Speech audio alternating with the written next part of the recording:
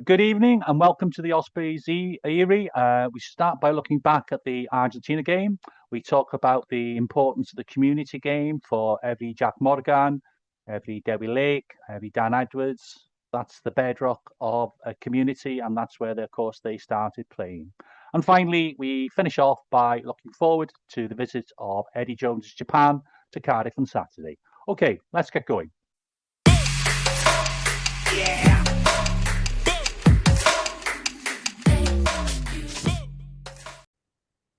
Hello and welcome, Grant and Jack, able to join me as the guest hosts this evening. Apologies from our regular presenters on the Ospreys Erie, Jack and Zach, who couldn't make it. And we'll start with some good news that we're very pleased to have a special guest joining us tonight.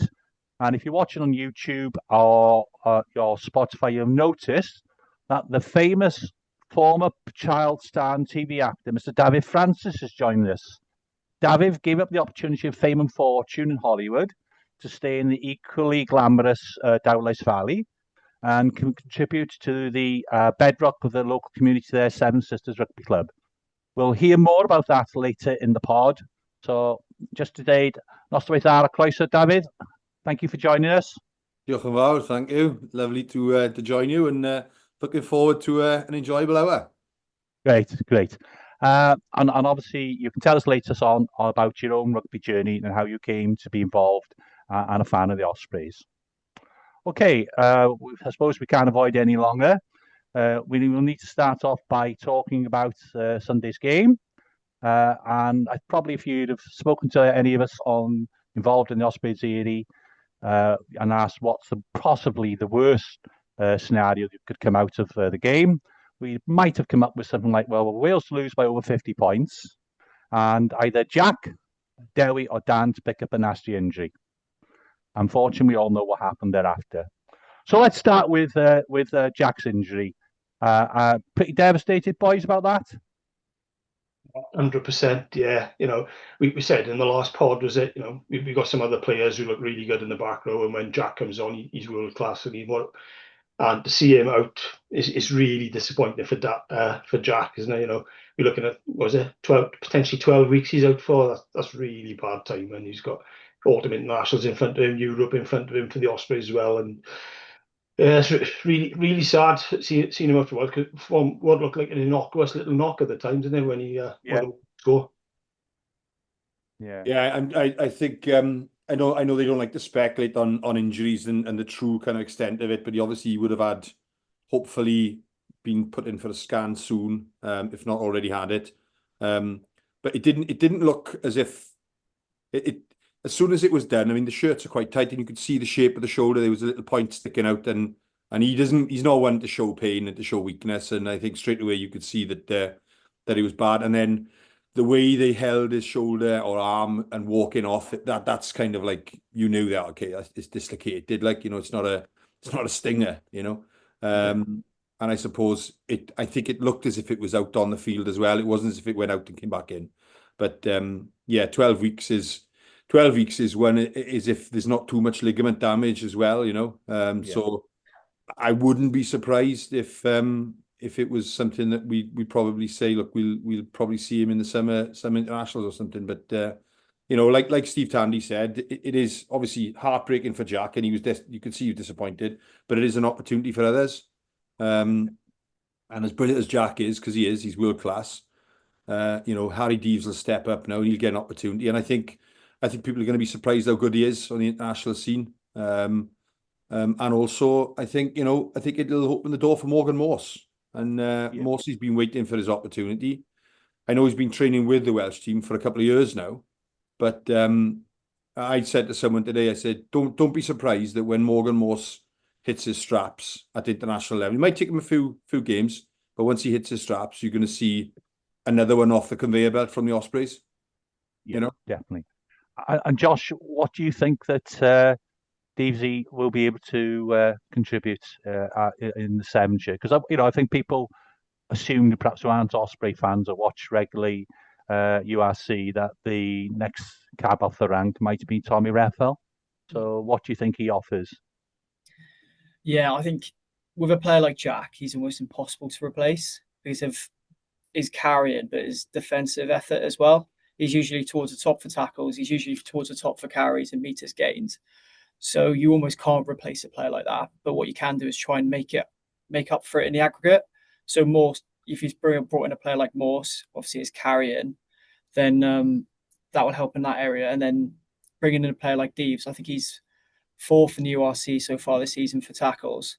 So his work rate is just phenomenal. And if you think he didn't play the last couple of URC games because he was injured, it just shows the work rate he's got. And yeah, I agree with Daf in terms of, I think people will be surprised at just how good he'll look in an international jersey. I think he'll take it in his stride. I think he'll add so much energy. Carrying, tackling, all sides of the ball. I just really hope he gets an opportunity. Hopefully this weekend against Japan. I'm not sure how they'll go selection-wise. But yeah, I think we need an out-and-out 7.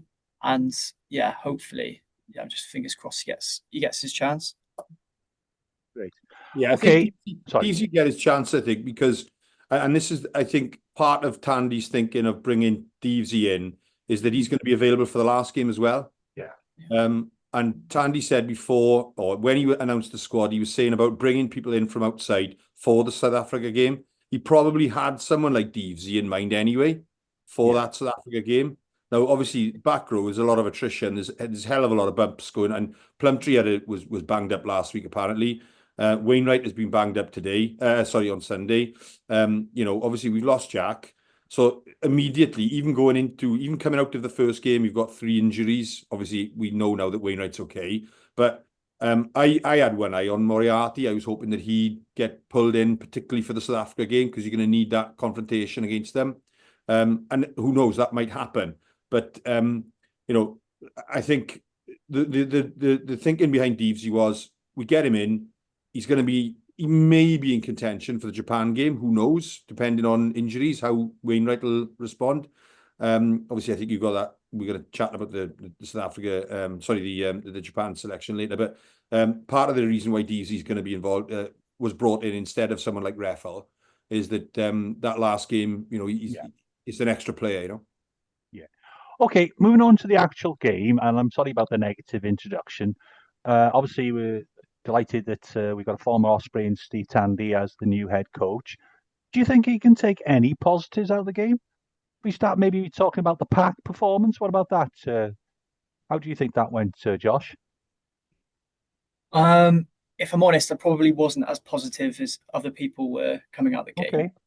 I just think going into it, even if you look at the rack predictions, most of you had us within 10, and it was a lot more one-sided than that. I think a lot of the positives people taking out of it are, we scored 4 tries, we scored 28 points. But to me, it kind of feels like Argentina were quite soft and let us in almost for a few tries because they were so far ahead, rather than us looking overly creative or dangerous. In terms of the pack, I thought a few lads maybe a little bit disappointing. Obviously, Alex Mann slipped off 4 tackles, which isn't great for a 6. I know he made 16, so that's 80% tackle completion rate, which again isn't. I don't think that's international standard. And I think across the board, Wales have a number of players for me who aren't up to this level. And I'm not saying that there's other players who are up to the level to come in. That's the biggest concern for me. I can't necessarily think of obvious replacements. But yeah, they're not able to deliver consistently enough. I mean, you asked positives, so positives would be Azarati massively surprised me. I thought he was really good in the loose, 3 really strong carries. He looked rock solid at scrum time, which was a concern of mine. So that's a huge positive. Lake got through a hell of a lot of work. He was towards the top in terms of stats, in terms of carrying and tackling. So he's like having another back row on the field, and I think it's almost a benefit he wasn't on the Lions tour because it kind of meant he refreshed and he's sort of flown into this season. For me, he's been brilliant for Ospreys, and he carried that into the Wales game. For me, carries more of an impact sub, so I potentially look to switch those. I know we'll go on selection later, but I thought he didn't really offer that much around the park for the period he was on, and didn't really offer what we were looking for. Yeah, and obviously our standout forward is now not going to be available. So yeah, sorry, that's all more negative. No, that's fine. It's but fine. just realistic, unfortunately. Yeah, Right, I'm gonna interject a bit of positivity here now. Okay, well done, Dav. Our starting point, okay, from before Saturday was so low, and I think we were enthusiastic because it was Steve Tandy and it was a new look. We had a few players back, Jack Morgan coming back, Beard, Dav Jenkins, people coming back into the squad. And we were guilty of being maybe over enthusiastic and maybe a little bit naive in our approach to the game on Sunday. But I think there's still a hell of a lot of gains from Saturday. Admittedly, nobody wants to lose by 50 points, but it tells a story, it tells a tale. I think our ruck speed, I looked into our ruck speed on Sunday, and 62% of our rucks were under 3 seconds. That is comparable to all the other teams who played on the weekend as well. New Zealand and Scotland, Australia were better. Strangely enough, Australia were faster, the fastest ruck speed over the weekend, and they lost, similar to us in a sense. But I mean, I tell you what, you could do a podcast on the Australia-Italy game on its own, because the stats in that game were absolutely ludicrous. For example, like Australia had the lion's share of possession. They had something like 60. There we are. They had 69%. 59% possession, and Italy won the game with 41%. So Italy were really cool at playing without the ball, and in a sense, we had similar stats. But the one thing that missing was our ability to hold on to the ball and retain the ball at certain key areas. But our ruck speed was really good, up there with everyone. So the way we're carrying as well, we haven't got massive ball carriers, but we were carrying through the gaps. We had 6 entries into 22, and we came away with 4.6 points per entry, which was higher than anyone else. Now, that's not good enough if you're only getting in there six times. For example, I think Argentina got into our 22, I think 14 times. So they had a poorer average, if you like, but they were scoring tries from far out, But what was really good was the way that we attacked off 9 in those little short dents, bit of caveman stuff. We looked really good, and Dewi Lake was good at it. Obviously, Jack Morgan was really good at it as well. But there seems to be, and that is a very Ospreys type way of attacking.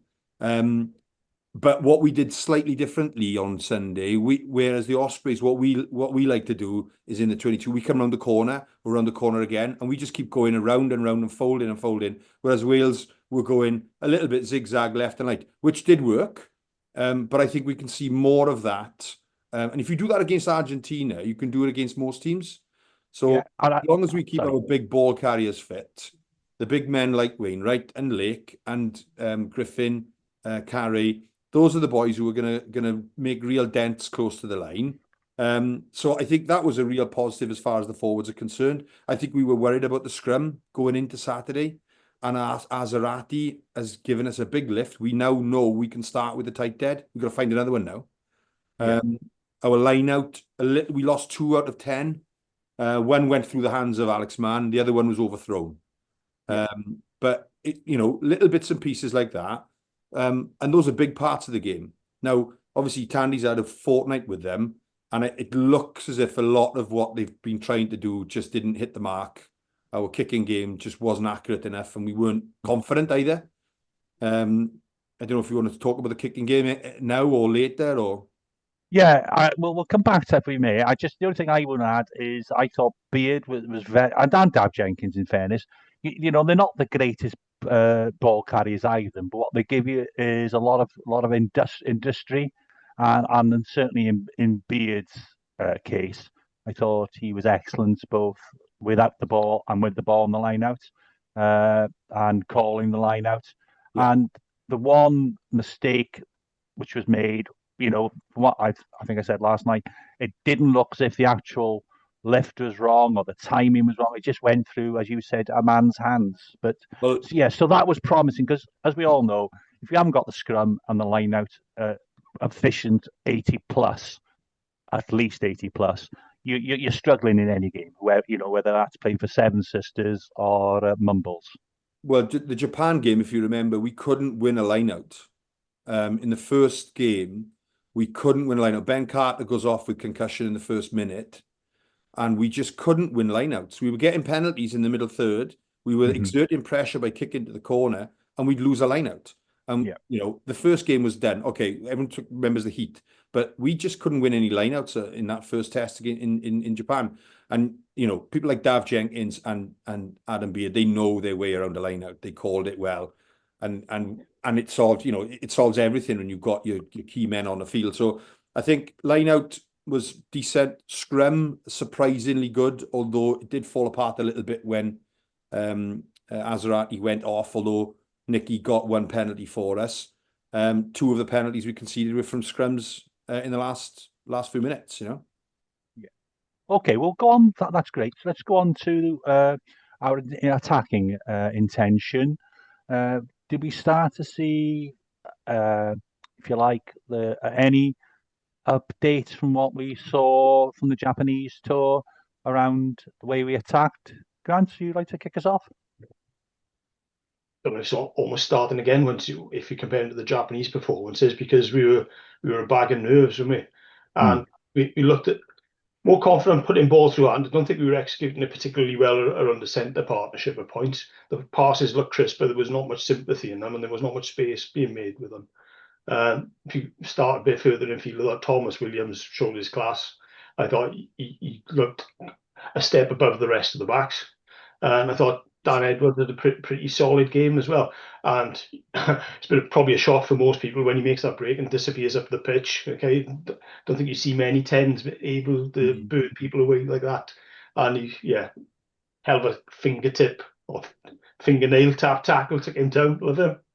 So I thought the halfbacks went well. Centre partnership, I still don't see those two setting the world alight at all and staying there for the rest of the season, let alone any sort of medium term. I think Max Llewellyn started coming into the game. He's a fairly direct carrier, and defensively, you could see him playing a role similar to Owen Watkins in terms of organising what's going on. He's really solid in defence, but him and Ben Thomas don't work. And we did say we thought if Sherrod wants a Ben Thomas type player, would he go for Hawkins rather than Ben Thomas? And I think after what we saw on the weekend, especially Ben Thomas might miss the game anyway if there's any fall-up, and when he swung his leg out, then I can't see Ben Thomas playing much for the rest of the autumn. Outside of that, I felt, I don't know what was going on full-back. In terms of our ability to deal with the aerial ball, I can't understand how we were so bad. It's not even we were dropping balls. Sometimes Murray couldn't get near the ball with him.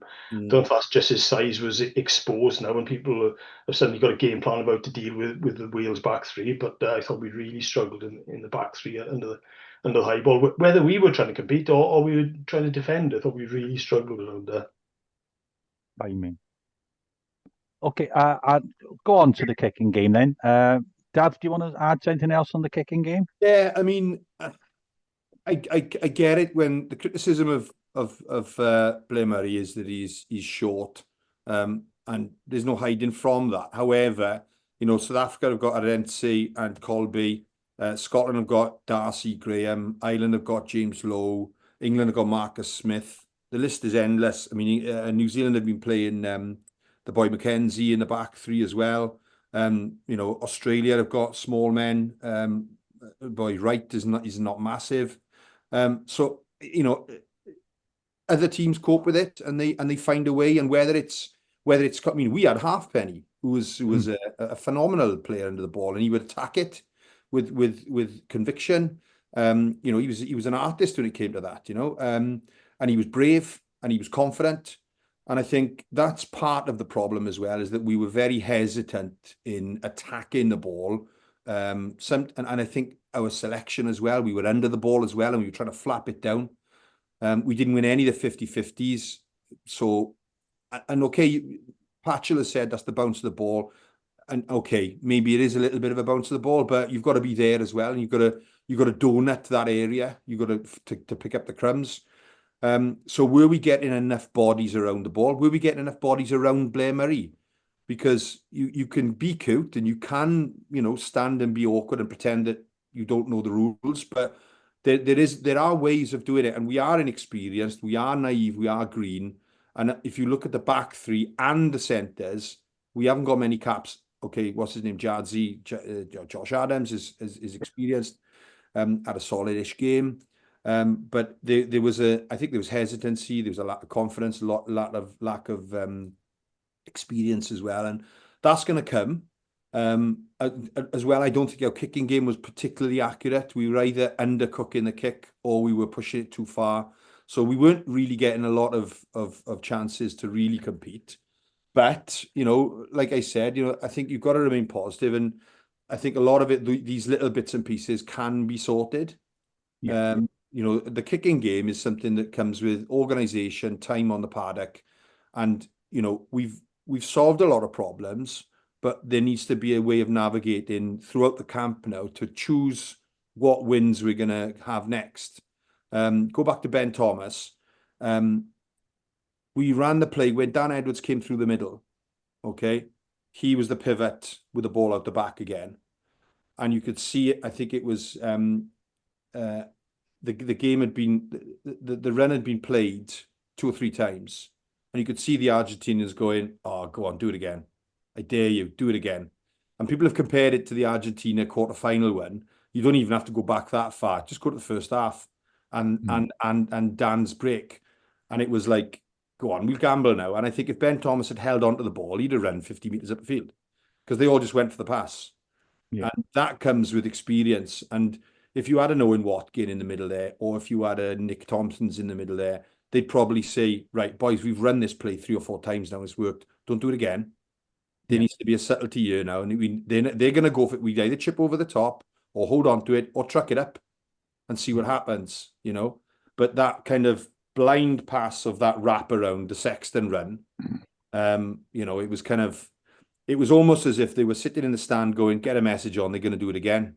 Particularly after Dan Edwards went through, it's like, and that's where I think the exuberance of youth, costs you, where you need that kind of solid guy in midfield. And who knows, they might go for Tompkins to be the man in the middle, to go put a foot on the ball and say, boys, all right, we've had these line breaks now, but this is the time to drill it down, and play the corners. Okay. Just going on to, if you like, Steve Tandy's trademark, he got his international sort of experience as a defence coach. How, I know it's perhaps a difficult one when we've conceded so many tries. Some of them, in my view, were very soft tries, but there were some system errors. Did you see any plan emerging about how we're going to defend? Anybody? I think the defence was the biggest kind of disappointment, really. The kicking game was a complete loss, and they'll see that and they'll know that, obviously. But I think we probably wanted more from our defence stats. We missed 30 tackles, which is a high number. I mean, compared, again, I had a little look over the weekend through Ruck, I think it was, the website. Scotland missed 22 against New Zealand. New Zealand missed 18 against Ireland, 10 against Scotland. Australia missed 21 against England, 18 on the weekend against Italy. Italy missed 17. England missed 18 against Australia, which is quite high for a one-sided win. But then they missed 15 against Fiji. Admittedly, you're gonna miss tackles against Fiji. But then Ireland missed 24 on a weekend. And then, surprisingly, Fiji missed 20 tackles against England. And we missed 30. Yeah. And as a proportion of the tackles made, it was 87%, which is not too bad. If you're high 80s in a test match, that's fine. But when you surrender possession in large chunks, 87% of a bigger number is going to be 30. So yes, it's 30 opportunities, isn't it, Daf? 30 opportunities. It's 30 chances of you not nailing the first guy. So, you know, the defense will be a concern. I think the tackle tech is going to be addressed, but it also, you know, I think other stats kind of like lead you to that scoreline as well, in that we missed 30 tackles, but possession wise, overall, we had 47%, which, okay, is a share, okay? But the last 10 minutes, we only had 31% possession. So there was a drop off. So we fell away. We didn't get the energy probably from the bench to kind of like, but then we're chasing the game, you know, and we go from, I've got it written down somewhere, but I think it's something like we was 14 all after 31 minutes. And then after 44 minutes, it's 38-14. Sorry, so 14 all after 31 minutes. And the yellow card comes, I think, 26 minutes. So we battled a little bit. And then from 31, I think they scored a penalty. I think it might have been all maybe the try. From 31 to 44, it goes from 14 all, or 14 points against us, to 38. And the game is done then. So we've got a yellow card in between that half. We've got a very poor way of finishing the first half and a very poor way of starting the second half. And that chunk in the middle tells you why it's 50 points.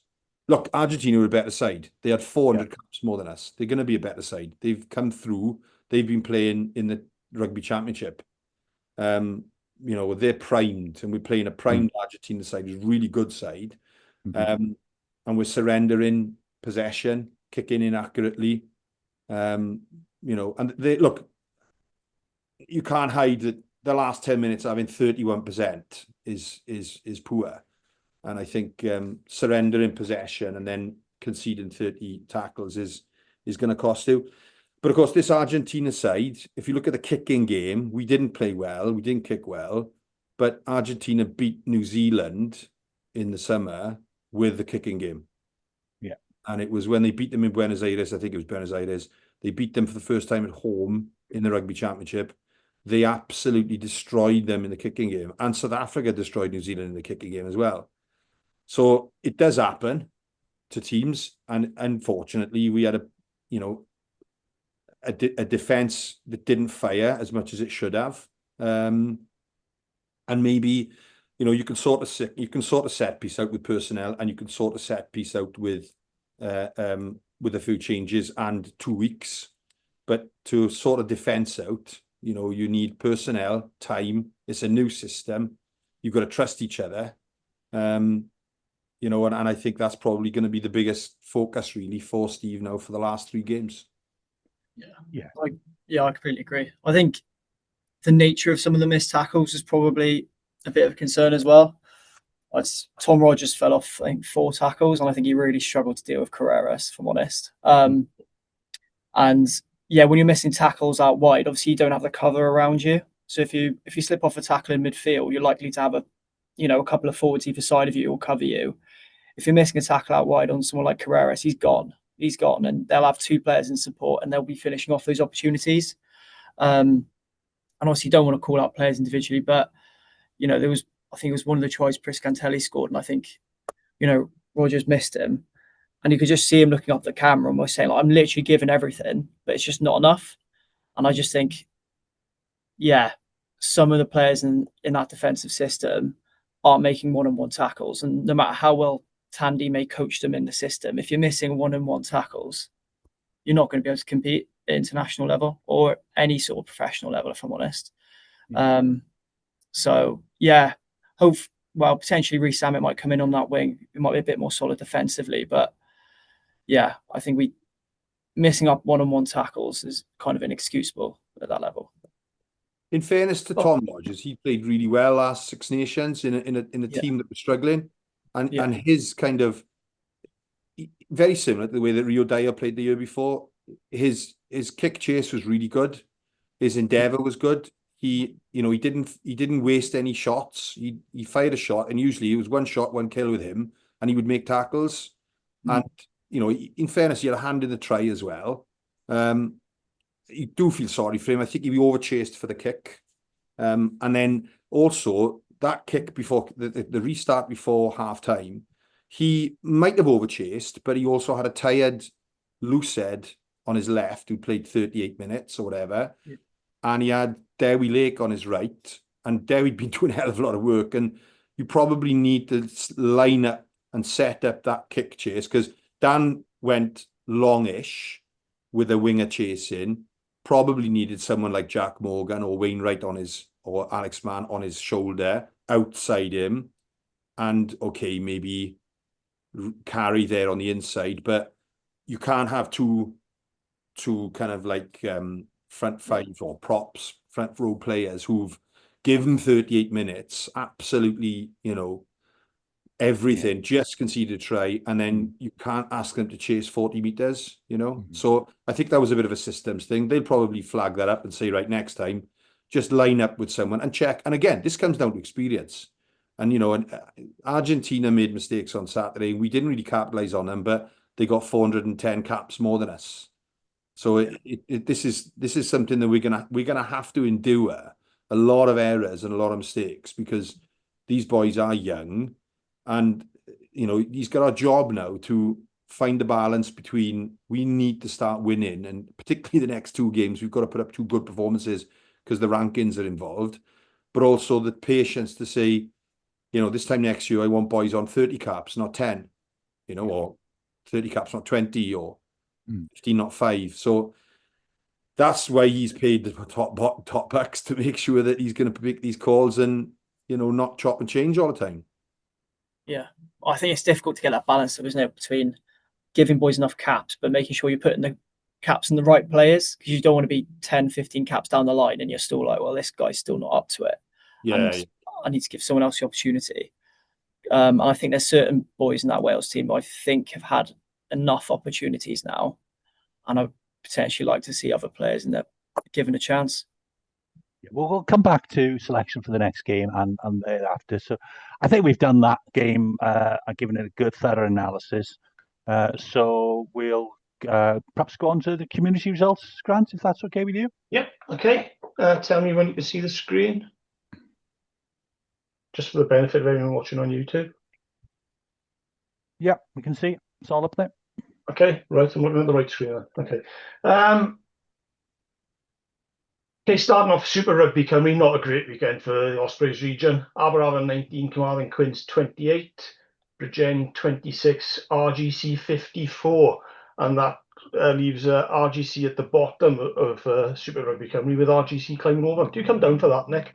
No, I didn't. But I've got to say that's a decent result for them. Oh God, yeah. Okay. Moving on, Premiership. Trotsky's 25, Neath 47. Neath still hanging on to 4th place, I think, in the league.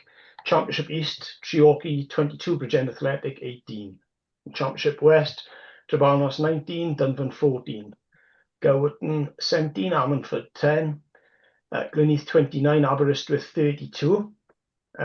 Tartar Steel 33, Kenfigel 23.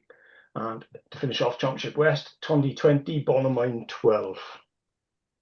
Do you want any comments on those games at all? Anything? Yeah, you want to add? Any surprises there? Well, I mean, Trebarnos are a really young side. They've lost a lot of players over the last few years, so they're kind of rebuilding. So that's a really good result for them. Gowerton, my one of my best mates. Well, I got a lot of mates at the moment. I'm going to be dropping them names in. But Ben Thomas, scrum half for Gowerton, really good boy. He was in the Ospreys under 18s and the junior academy with my boy. Gleneath, that's a tough result at home for Gleneath, but a great result for Aberystwyth. Gleneath have lost a hell of a lot of players up front, and but the good thing about Gleneath is they've got a really good youth section and a very good mini section underneath. They've had a seconds team up until last season. So Gleneath are a great club. They all local boys. They've got one or two old boys like James Parry, the captain, Johnny Griffin, the second row, Varden and the prop. But mainly they're very, very young side. We played them in a pre-season so-called friendly, which was interesting, in August. And I actually had 5 minutes on that one. So I came off the bench and I had 5 minutes. And James Parry is the captain of Gleneath. He's open side. He's a good friend of mine. So I had to get on the field just for one little... Did you nail him? Did you nail him at least once? I tried. I chased my best. And my mate in work, actually, Guy Cambon was reffing, and he pinged me in a first ruck. He's absolute travesty. He was one of the best rucks I've ever hit. Tata Steel, good win for them. Tata Steel have always, so Steph Andrews, the ex-Ospreys and Aberafon, he's coaching them. Ian Moore as well, Carmarthen boy, he's coaching there, doing a really good job. And my mate who plays for Swansea, because the Premiership had a week off, Swansea had a weekend off, so my mate Kev, his son Ellis Lewis, who's in the under-20s setup, went to the World Cup last year, scrum half, he played for Tata Steel against Kenfigill, and my ex-7 player coaching Kenfigill at the moment, Rhys Jones, winger, good player, used to play for Swansea, Wales Sevens. So good tough game there, but a good win for Tata Steel. Excellent. Just that. Moving on to League One West, Bailey Hall 15, Wyn Alwaith 12, and Swansea Uplands 43, Lampeter Town 7. So a big win for the Uplands for that. In West Central, my state Quins 20, Haler Cave 41. Good away win for Haler Cave there. Aberafon Green Stars 10, Vardra 22. Abercrave 7, Ystradgynlais 13 in a local derby-ish. Mm-hmm. And the other one, which is local to them, who they played last week, Ystradgynlais 22, Skewin 18, another close game there. And to finish off, West Central, Nantafellon 13, Birthwells 10. So are you? Which league are you in, Dav? Seven Sisters. We're in 3, we are. Yeah, you can have your moment of glory now. Okay, let's go on to the down. Ystradgynlais have gone top of the league there, overtaking Abercrave. Great win for them in Abercrave, because although they've gone top, Abercrave really fancy their chances. They're great, 2 brilliant clubs, mind. I got to be honest. Both clubs have put a hell of a lot of time into developing younger teams. My son used to play for Abercrave Youth a few years ago. Really talented group of boys. So Abercrave would have been disappointed with that. It was a massive game, apparently. Hundreds and thousands were there. Great day for the club, but Ystradgynlais came away with the spoils there. I would have had Abercrave down to win that one, but for home advantage. But obviously the return fixture is going to be absolutely crazy. That'll be a good game. Yeah. League 2 West, Loughor 37, Carmarthen Athletic 46. Betws 0, Penclough 38. You don't see many nils, do, but No. Betws had a bit of a pace in there. League 2 West Central, Neath Athletic 26, Bryn Cethyn 19. Reasonable game. I've heard from a few people who are down there. Morriston 10, Porthcawl 19. Mumbles 22, Bryn Aman 24. Pencoed 32, South Gower 26, or Pencoed for anyone who lives there. Quins Birchgrove postponed. Any feedback on the set, Dav? Sorry? Any feedback on this league, yeah? No, just looking at, I keep an eye on the two. I got lots of friends around the place. Morriston is coached by Paul Thomas. Joe Thomas, the centre for the Ospreys and Dragons, and lovely bloke, great family, lovely family. Paul's doing a great job there. Funnily enough, his brother Steve coaches Vardra. They're doing slightly better. I think last year they were derbies between those two. Mumbles and Bryn Aman both have slipped a little bit. Both 2 big clubs. South Gower doing really well at the moment, but obviously good win for Pencoed. And Gavin Hunson's been for Pencoed, didn't he? Yeah.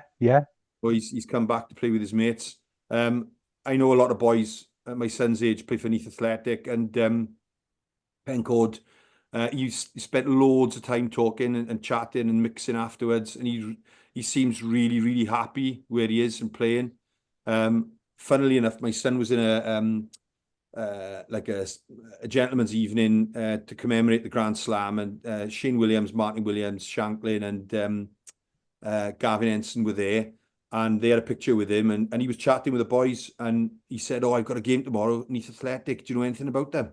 And he wanted to know what the players were like, so he was kind of like preparing and a little bit nervous in a sense, like. Oh, lovely. And he was kind of like, "Oh yeah, right, okay. What kind of players should I look out for?" And all this, like, and the boys were like, "This is Gavin Henson," So, but he came across really well with the boys, and he's enjoying it, and it's great for local rugby, that players are going back to clubs, putting something into it, and also, kind of what appears to be is that all his mates are coming back to play as well. So it's that kind of like second youth, if you like, that they're enjoying. Like, just talking about going back to places. I lived in West Cross and was down in Swansea, and obviously near Mumbles. But I know the club, sort of sports club, that they redeveloped the ground area there, didn't they? And they went bankrupt, I think, the company, but the council stepped in. I think it's reopened now because obviously you got the football, you got the rugby, you got the cricket in the summer. So that's good for the community as well. Moving on, League 3 West Central, Baglan 29, Resolving 14, Rickgoss 33, Carmarthen 29. Couldn't cope with the altitude up there. Nantymoel 18, Tormal 12, Tandy's old club there. And the big result, Seven Sisters 28, My Stay Celtic 26. And finish off that league, Tornet 25, Brinkhoch, my own club 6. I'll finish this off, Davin. You can come back in. We won a little bit on that second game. Right. League 4 West Central, Pontardawe 29, Ken Kruger 32. Bridgend Sports 29, Crainant 23. Big high scoring game here. Penland 3, Maesteg 6. Cwmgors ended 16 all.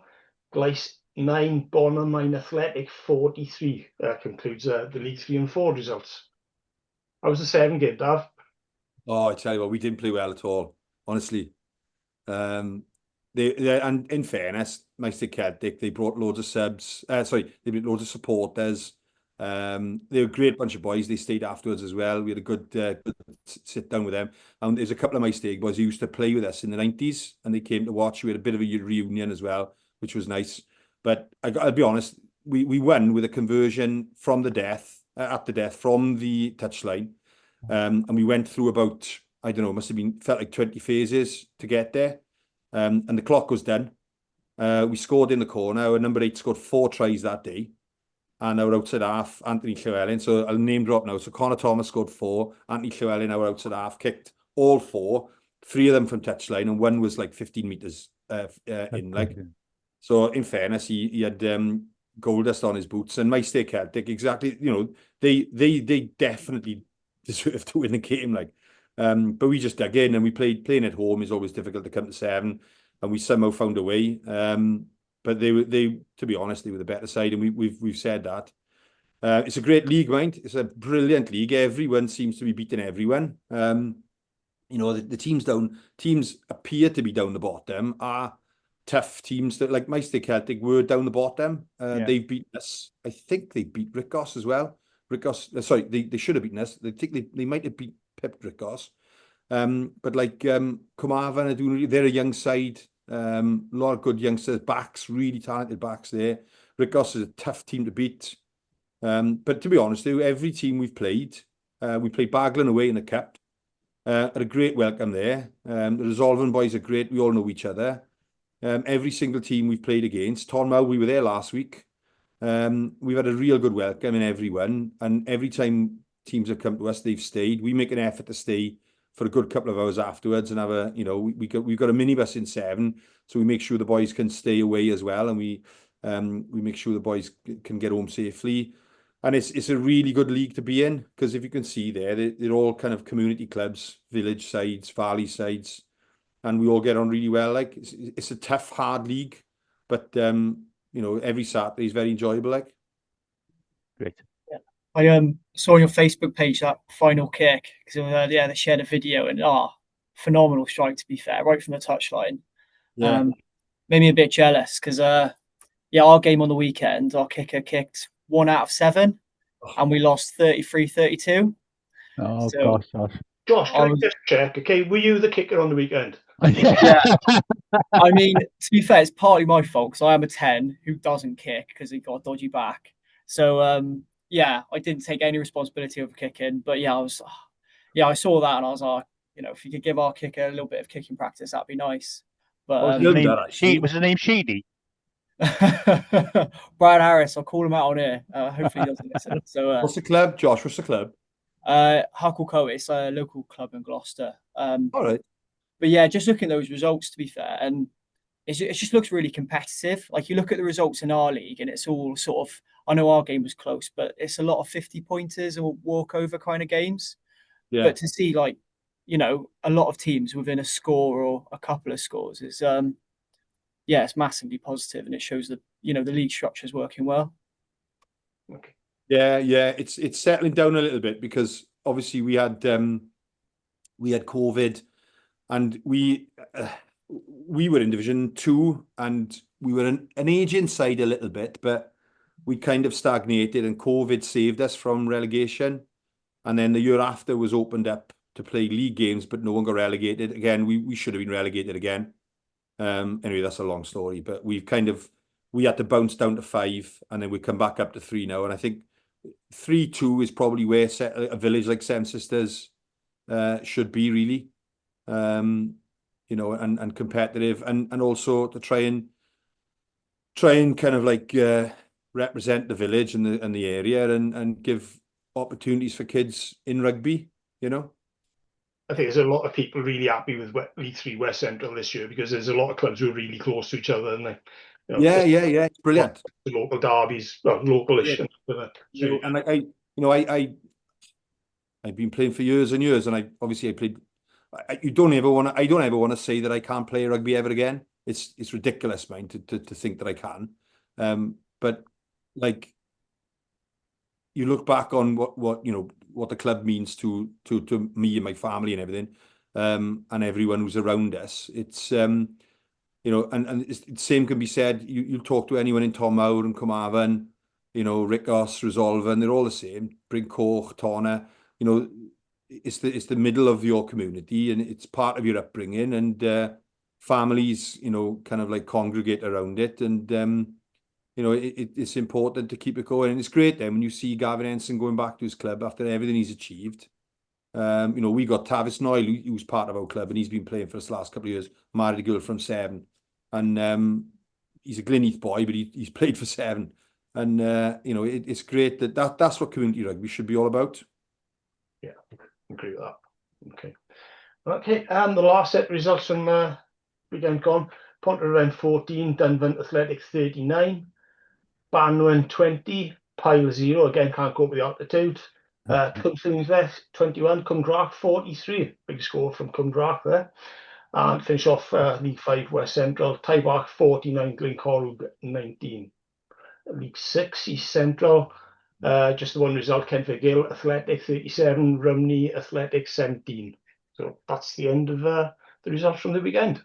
Okay, just one eye on the clock as well, but we'll just talk a little bit, Dav, if that's okay, about a little bit more about Seven Sisters, and perhaps how you got involved as a youngster, and your rugby journey, and how you've sort of alluded to a little bit, as in any club, a village club, you've gone through some good phases, but do you feel as a club you've got structures in place which will, keep the club sustainable? I think the structures there, as far as the club is concerned, how the club is run, is very, very good. The difficulty and the challenges with the club is, with any rugby club really, is that you try to run it as a business, because you've got to pay your staff. If you've got bar staff, if you've got, we rely very heavily on volunteers in and around the club. You've got to keep the lights on. You've got to pay the bills. You've got to make sure the place is safe. So, you've also got to attract people in, to try and attract them in every night of the week. And we're lucky we train on a Tuesday and a Thursday, and there's an expectation for the boys to stay afterwards and have a little sit down, have a chat, kind of pop, pack the crisps, whatever, stick a telly on.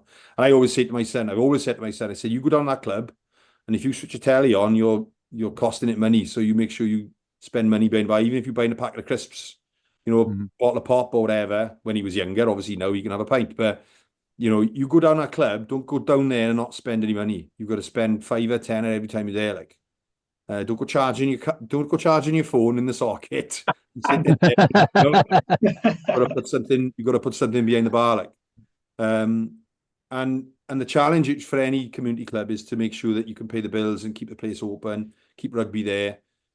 So in fairness, our chairman, Jeff Davis, he makes sure that there's, like, the bingo that is there in the week. You've got 2 nights of the week, you've got women's fitness called 7Fit.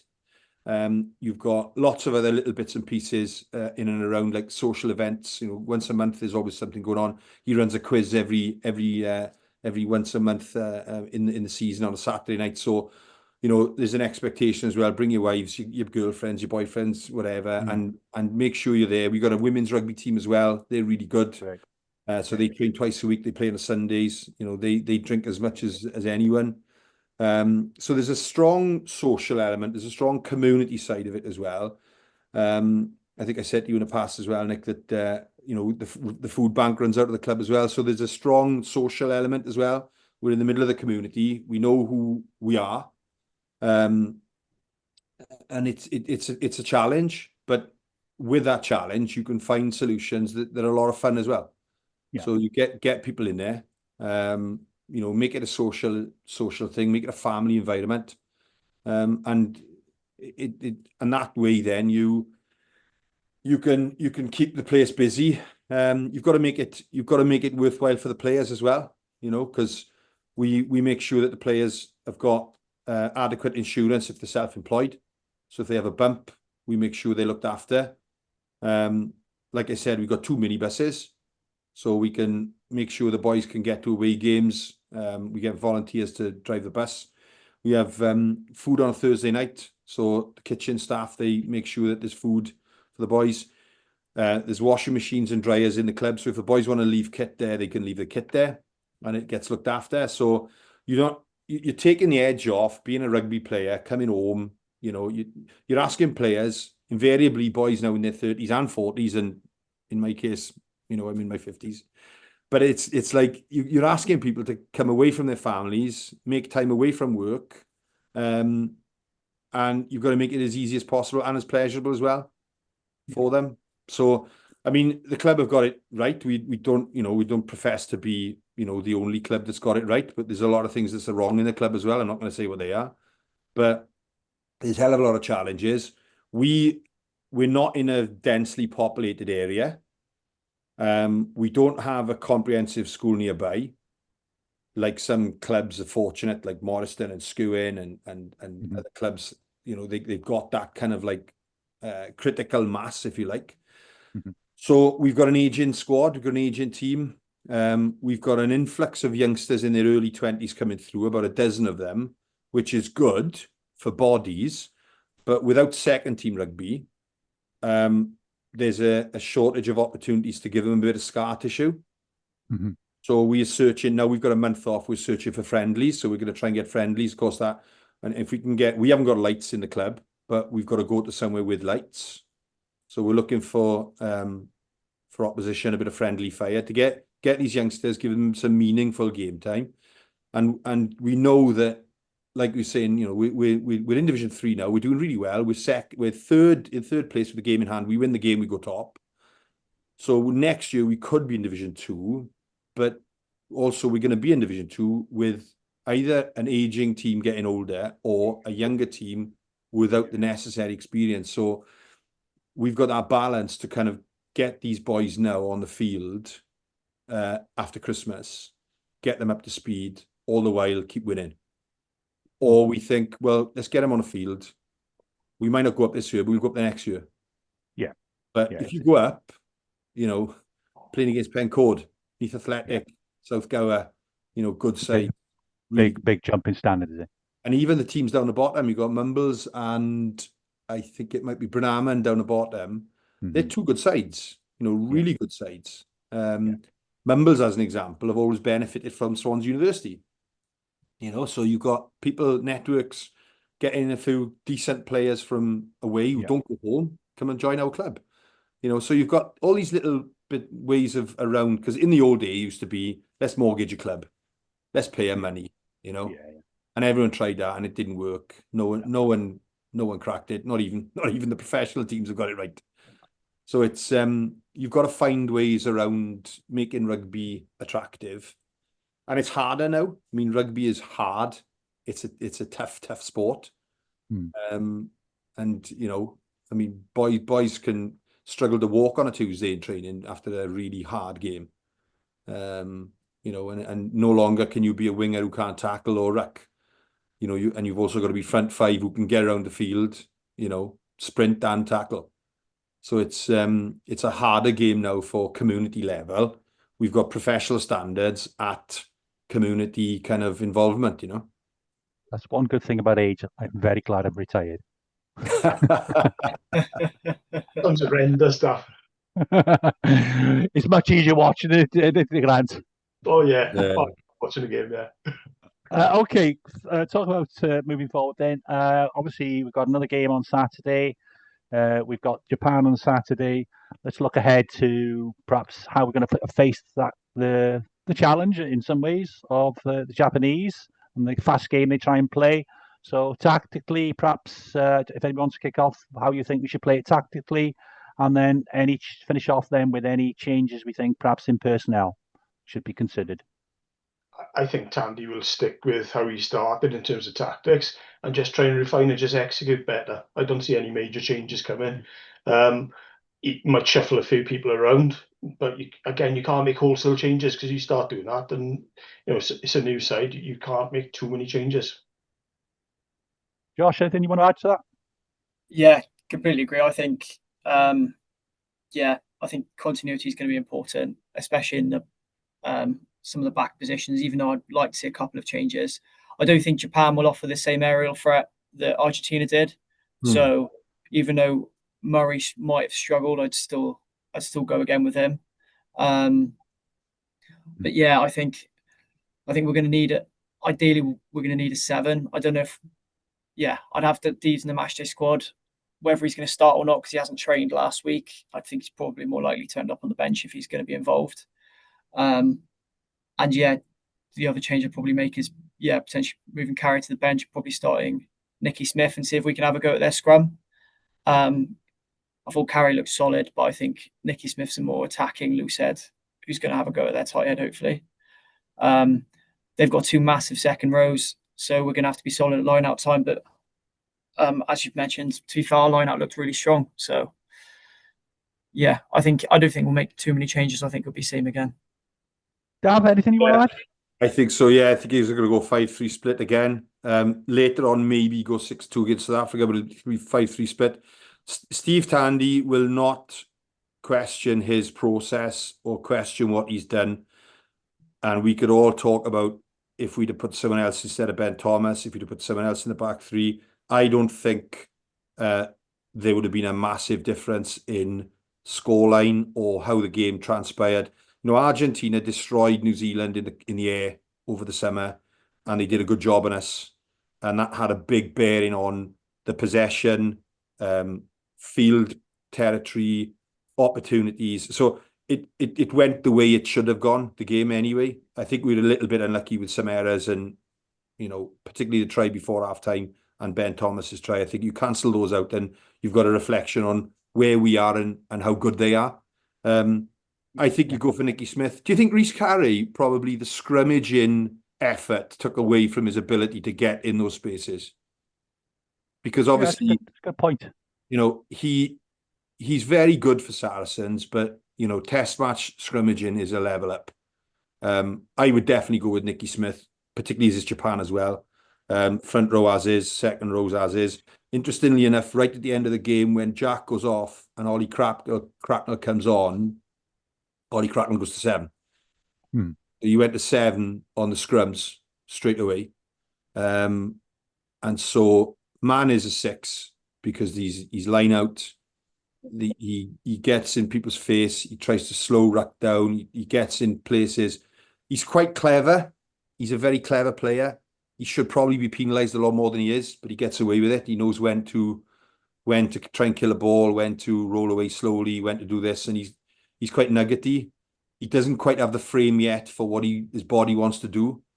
But I think he's going to be persisted with because I think he has the all-round game that Steve Tandy wants as a 6. Although he might be tempted to go for a bigger 6, maybe Freddie Thomas.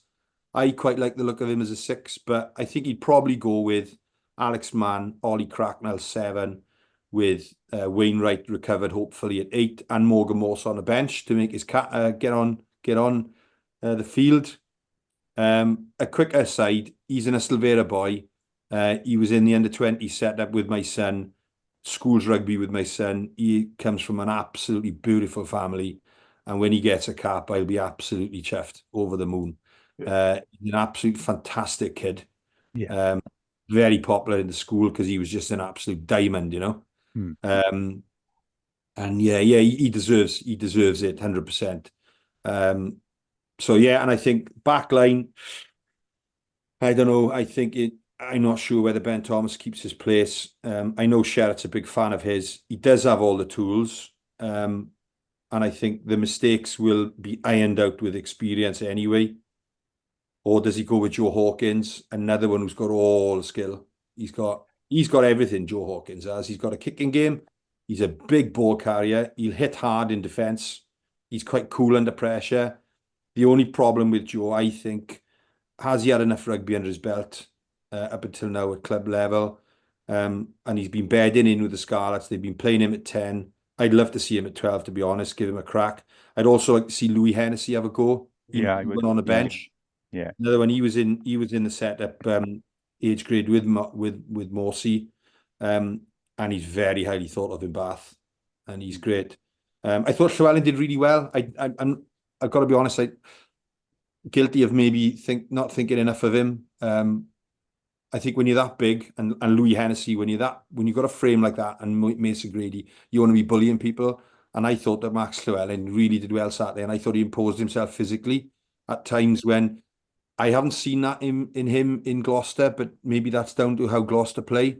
But he bangs hard, Max Llewellyn. I think played really well, and lucky on occasions with the pass didn't go to hand with him and Dan. I think he was away then on the left hand side. But I'd love to see Louis Hennessy there. I think Zamet comes in. I think whether he comes in at fullback or Blair Murray at fullback to keep him there, I think Zamet comes in, which is a shame. I liked Tommy Rogers last year when he was one of the ones who I think stood up for himself on the field for Wales last year.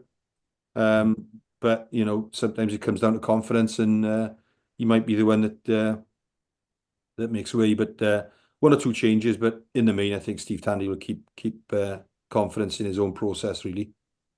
Yeah, I think it's a funny game, this one, isn't it? Because this is the game we should win. And also with the rankings as well, it's a very important game in that respect.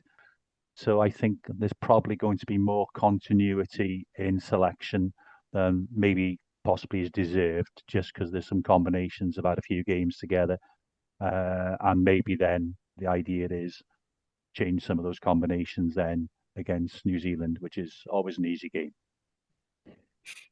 Yeah. Okay, with that, all I have to do now is ask you, gentlemen, for a prediction. So I'll start off with Mr. Burney. Are we going to win, Grant? And if we are, by how many? A win by 12. Oh. I'm thinking lower than that. Every time I'm positive, it goes badly wrong. I'll go positive with a win by just 12. Josh? Wales by 3.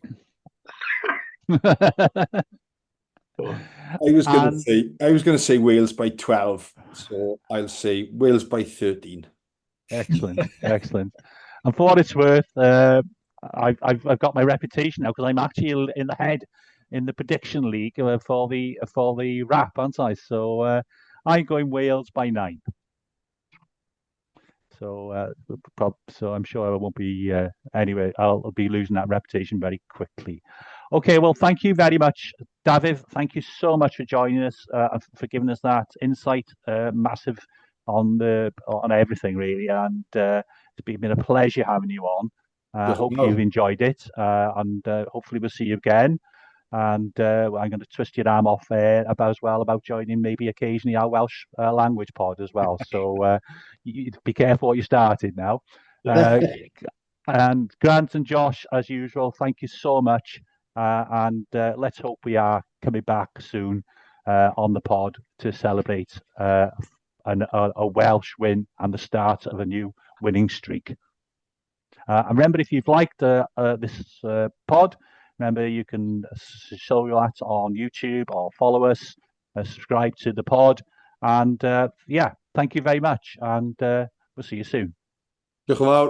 Nos Yes. da.